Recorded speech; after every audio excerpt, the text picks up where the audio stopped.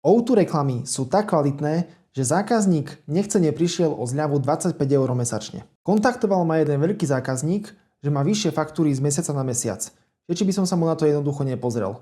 No a pozrel som sa a zistil som, že prišiel o O2 spolu skupinu prvej generácie. Zákazník má 5 paušalov a 3 pevné internety.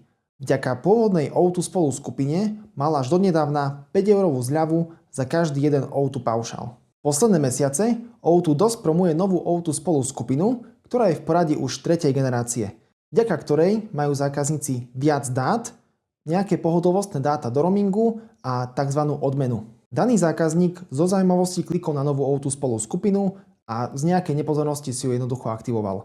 A teraz má 30 GB dátovú rezervu a roaming bez obav. Za bežných okolností by O2 dalo zákazníkovi ešte aspoň 10 eurovú odmenu, ale v tomto prípade zákazník na ňu nemá nárok, pretože využíva percentuálne zľavy. Keby to zákazník vtedy vedel, tak by si samozrejme dobrovoľne nevymenil svoju 25 eurovú zľavu za pár desiatok GB navyše.